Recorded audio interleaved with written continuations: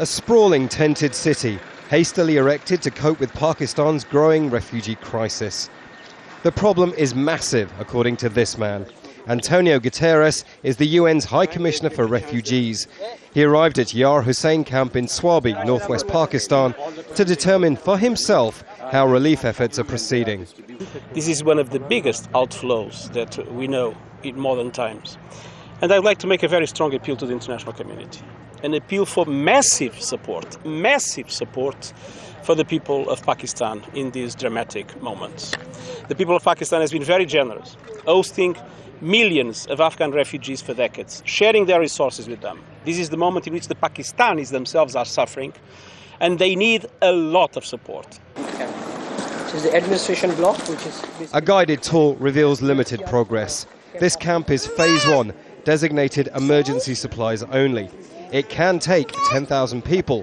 So far it's home to 4,000, but more are on the way. This man fled from the fighting in Bunair. He says he hopes that the man from the United Nations can help him. We want the UN to restore peace to the area. We are getting facilities here, but we want to go home. There's nowhere like home. I hope the UN can help us. Even putting up tents represents a huge logistical challenge, especially in Pakistan's summer temperatures. And healthcare and basic hygiene are priority concerns.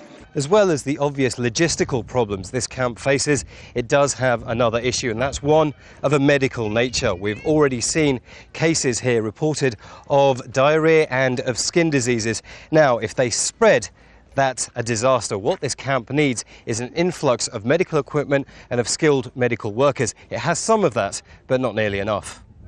In comparison to some other camps, Yar Hussein is for the moment well-ordered and well-run. More than 1 million people are on the move, displaced by the ongoing fierce fighting between Pakistan Armed Forces and the Taliban. There are real fears, though, that temporary housing for the internal refugees may become permanent. In the northwest frontier, people still remember the 5 million Afghan refugees who poured across the border fleeing Russian occupation of their country.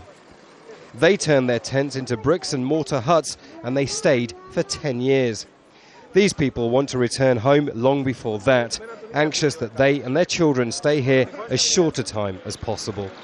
Imran Khan, Al Jazeera, Yar Hussein refugee camp, Swabi, northwest Pakistan.